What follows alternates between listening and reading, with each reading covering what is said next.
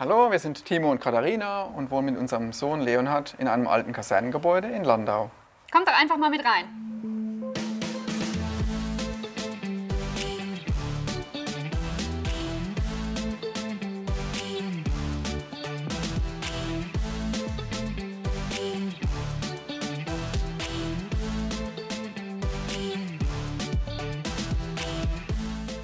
Ja, unser Gebäude, das wir hier umgebaut haben, war Teil der französischen Kaserne. Die Landau war eine Garnisonsstadt und es waren auch viele französische Kasernen hier angesiedelt. Das Gebäude selbst ist um 1900 gebaut worden und war ein Trafo-Werkstattgebäude, also ja, war kein Wohnbereich früher, es war eher ein Industriebau, ein Werkstattbereich.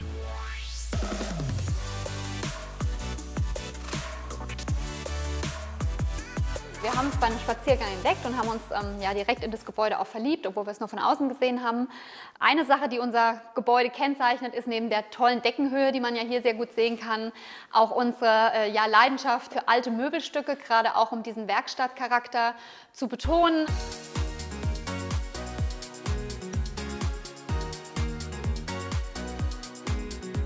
Das zum Beispiel ist ein Schrank, der mal in einer Autowerkstatt stand.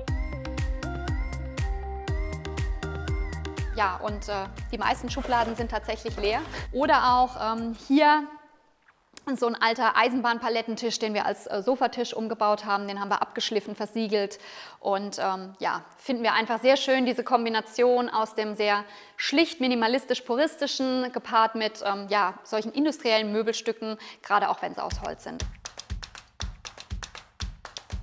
Im Rahmen des Umbaus haben wir auch versucht, den Ursprungscharakter vom Gebäude wieder aufzunehmen.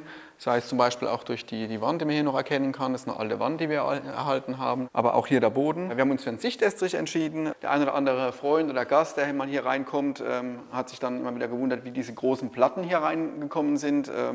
Das ist nicht so, es wurde ein Estrich gemacht und dann entsprechend eine Sichtfuge dann eingefräst. Sicht- und Dehnungsfuge letztendlich. Wir wollten auf jeden Fall einen Kamin noch mit reinbringen. Außen durften wir kein Rohr anbringen, weil das ganze Haus unter Denkmalschutz steht. Und dann kam es zu dieser Variante.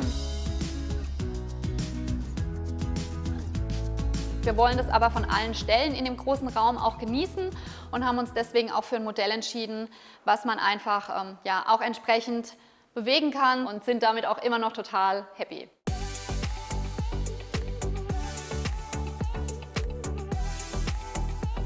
Ja, hier sind wir im Essbereich. Da finden wir zum Beispiel einen Schrank, den wir besonders mögen. Ist eines unserer absoluten Lieblingsstücke.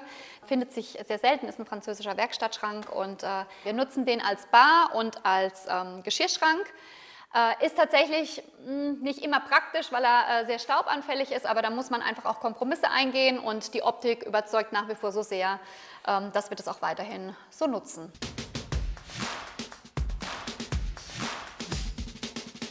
Wir finden die eigentlich immer im Internet. Ich werde dann oft überrascht, ja, ich habe da irgendwas gefunden, wir müssten am Sonntag mal nach Frankfurt fahren. Ja, aber das ist auch immer wieder spannend. Endergebnis, also das ist die neueste Errungenschaft, ist dieser Turnkasten, das Endergebnis ist immer schön. Also da kann er auch nicht widersprechen. Ja, doch, klar. Andere können bei Taschen nicht widerstehen, bei mir sind es alte Möbelstücke.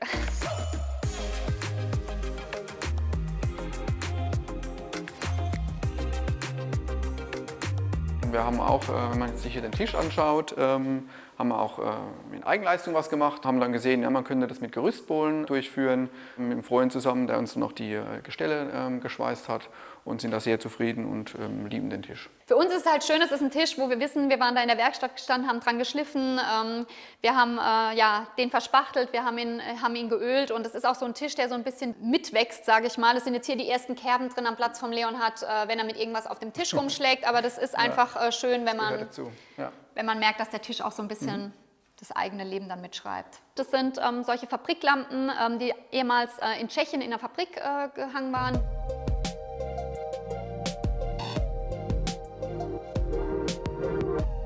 Gehen wir noch weiter in den Küchenbereich.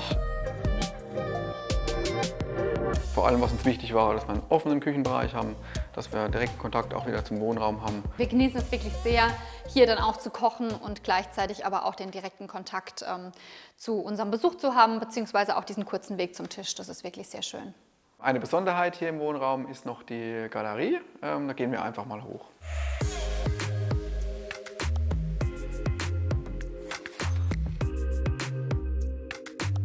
Wir nutzen es als Arbeitsgalerie und ja, halten uns jetzt nicht ständig hier oben auf. Aber wenn wir hier oben sind, genießen wir tatsächlich diese Perspektive sehr.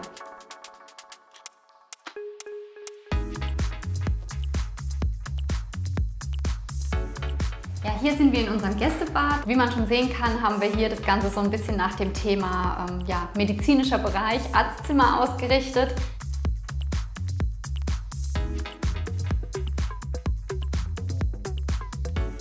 Das Ganze hat eigentlich ursprünglich angefangen mit diesem Teil hier. Das ist ein Röntgenbildbetrachter. Das ist, soll die Raute symbolisieren von der Angela Merkel. Da waren schon verschiedene Motive dran. Also wir hatten zum Teil auch eigene Röntgenbilder. Aber Freunde finden es eigentlich auch immer ganz lustig, wenn sie zu Besuch sind und haben dann immer mal ein anderes Motiv, was sie hier bestaunen können. Also das wechselt auch regelmäßig. So, dann gehen wir jetzt über den Flur in das normale Bad.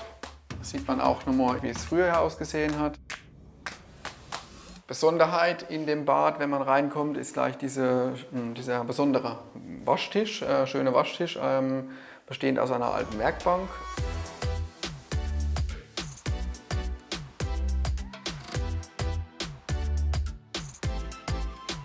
Also wir haben unsere Freude dran, aber ja. Genau, der Handwerker, der die Waschbecken installieren musste, nicht so, weil er musste mit dem Bohrer natürlich Löcher in die Werkbank reinbohren und dann merkt man schon, dass es massive Eiche ist, hat mehrere Bohrer verschlissen, bis die Waschbecken dann an ihrem Platz waren, wo sie hingehören. Auch mit der alten Leuchte hier aus Frankreich, das ist so eine Gilde-Leuchte, eine Arbeitsleuchte, da greift sich das Thema Werkstatt dann hier auch nochmal so ein bisschen auf.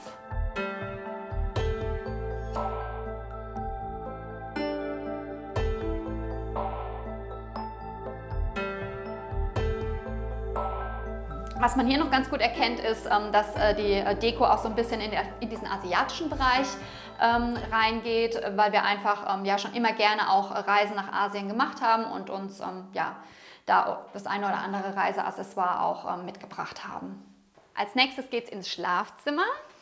Wir haben eine besondere Beziehung, gerade auch zu Thailand, weil wir dort 2008 am Strand geheiratet haben. Und zum Beispiel der Buddha da hinten, der stammt aus dem Hotel, in dem wir damals geheiratet haben. Und ja, deswegen hat er hier auch einen Platz gefunden.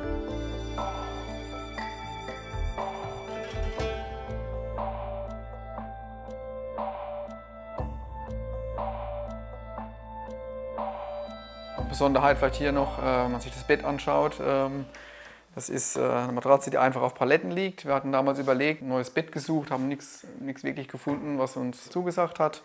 Dann haben wir als Übergangslösung einfach ein paar Paletten zusammengeschraubt, beziehungsweise ich habe sie zusammengeschraubt, wie immer. Also ich habe das Bild gefunden, was mir gefallen hat, und Timo hat dann die Paletten zusammengeschraubt, so wie es mir gefallen hat. Ja.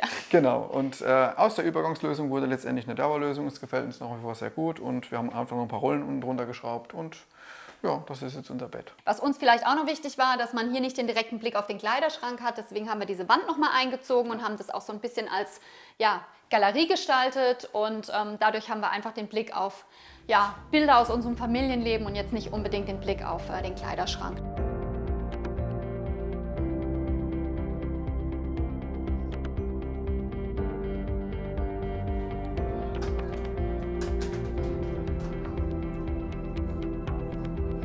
Ja, hier sind wir im letzten Zimmer. Das ist das Zimmer von Leonhard. Hat sich jetzt hier angeboten, tatsächlich die Nische, um dieses Bett hier auch für Leonhard zu bauen. Genau, das war auch wieder so eine Aktion, wo ich wieder überrascht wurde von meiner Frau. Sie hat da irgendwas gesehen, das könnte man doch dann nachbauen. Haben wir dann auch gemacht, hat etwas länger gedauert als geplant. Aber es hat auch Spaß gemacht und Leonhard ist sehr gerne in seinem Bett. Und ist auch funktional. Also wir haben entsprechend hier auch noch Schubladen mit, diese Schränke mit integriert. Von daher sind es auch immer wieder so Aktionen, wo ich auch gefragt werde, mache ich sowas gern. Ich bin kein gelernter Handwerker, ich habe einen Bürojob, bin bei einer Bank beschäftigt. Von daher, aber das lernt man mit der Zeit dazu und es macht auch wirklich Spaß, die Dinge dann auch nach umzusetzen. Wobei man schon sagen muss, dass er oft auch flucht, während wir diese Projekte umsetzen und auch oft sagt, das ist das letzte Mal, dass er sowas macht. Aber bisher habe ich es jedes Mal geschafft, ihn zu überzeugen, dann doch noch das eine oder andere umzusetzen. Also von daher wird es nicht das letzte Projekt gewesen sein, bin ich mir relativ sicher. Also ich hätte zum Beispiel gerne noch einen kleinen Pool im Garten. Ja, schauen wir mal.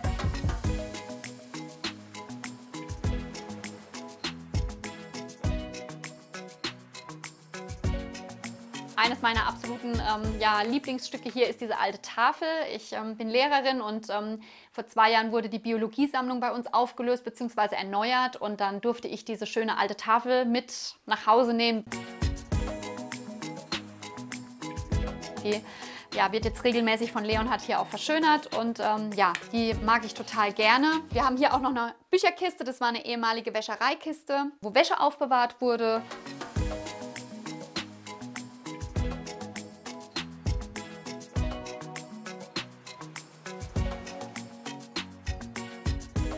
So, jetzt kommen wir in den Außenbereich auf der Parkseite. Ja, hier haben wir uns eine kleine Terrasse noch angelegt. Da sitzen wir sehr, sehr gerne im Sommer und genießen unseren Kaffee, weil wir einfach den tollen Blick hier haben in den Park.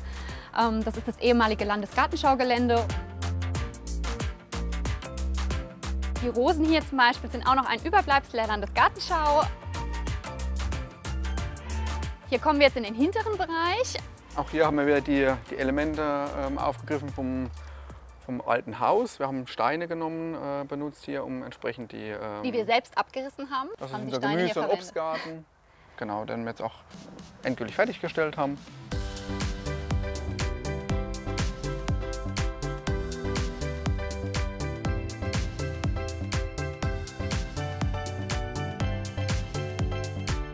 Hier schließt sich jetzt dann auch die Spielecke für unseren Sohn an.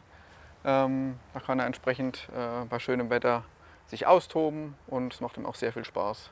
Ja, grundsätzlich merkt man einfach, wir sind ja hier 2016 eingezogen, dass sich die Ansprüche verändern im Laufe der Zeit und das war jetzt was, wir haben immer gesagt, ja, wenn man Kinder hat, muss jetzt nicht der ganze Garten irgendwie mit Spielgeräten voll sein, aber es ist dann doch so, dass man irgendwie einen Bereich haben möchte, wo das Kind auch spielen kann und das hat hier hinten ganz gut gepasst. Jetzt zeigen wir euch noch eine Besonderheit, das ist hier. Das ist eine ja, große Tür, die ins Badezimmer führt. Das war auch eine ursprüngliche Eingangstür. Wir haben uns dann dazu entschieden, die auch zu erhalten.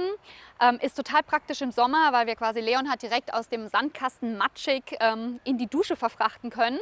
Und gefällt uns einfach auch optisch sehr gut.